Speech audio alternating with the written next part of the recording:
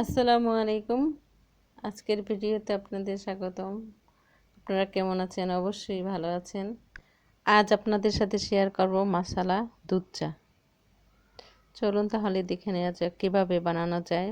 চুলাতে আমি হাঁড়ি দিয়ে দিয়েছি, হাঁড়িতে পানি দিয়েছি 2 কাপ, দিয়ে দিচ্ছি দারচিনি 3 টুকরা,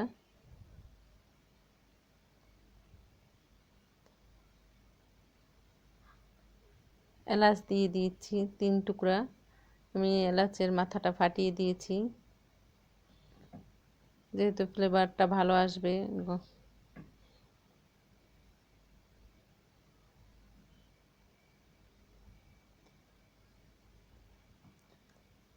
পানিটা আমি জাল দিয়ে নিব কিছুক্ষণ, 20 মিনিট জাল দিব।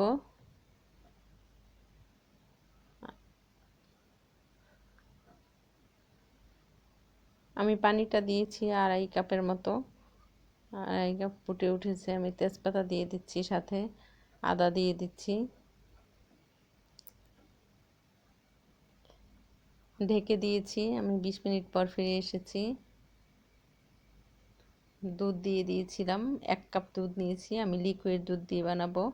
লিকুইড দুধের সাথে আমি চা পাতা দিয়েছি, এখানে 5 চামচ চা পাতা দিয়েছি।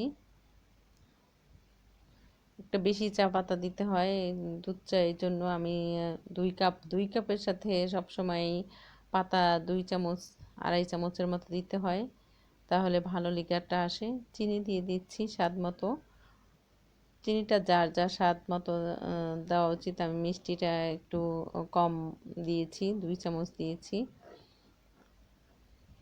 এখন ঢেকে দিব, 20 মিনিটের জন্য ঢেকে রেখে দিব। ঢেকে আমি চলে আসছি 20 মিনিট পর। কত সুন্দর কালারটা চলে এসেছে। এখন নামিয়ে নিব আমি। ঠিক মতো কালার এসেছে, ঘনত্ব এসেছে।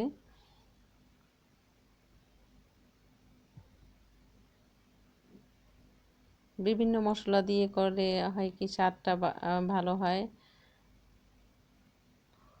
নামিয়ে নিচ্ছি, পরিবেশন করে নিয়েছি।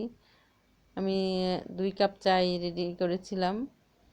এখন আমি একটু অন্যরকমভাবে দেখাবো, যে আমি একটু চা পাতা দিয়ে দিচ্ছি উপরে। এটা ফ্লেভারটা ভালো আসে এবং খেতেও কাঁচা কাঁচা চা পাতার একটা ঘ্রাণ আসে। এটা আপনারা ভাবতে পারেন চা পাতাটা উপরে ভেসে আছে, কিছুক্ষণ পর এটা এমনিতেই তলে জমে যাবে।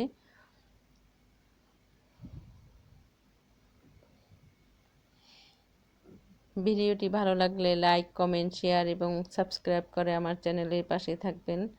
আপনারা ভালো থাকবেন, সুস্থ থাকবেন, আমার জন্য দোয়া করবেন। আবার যেন নতুন কোনো রেসিপি নিয়ে আপনাদের সামনে হাজির হতে পারি। আসসালামু আলাইকুম।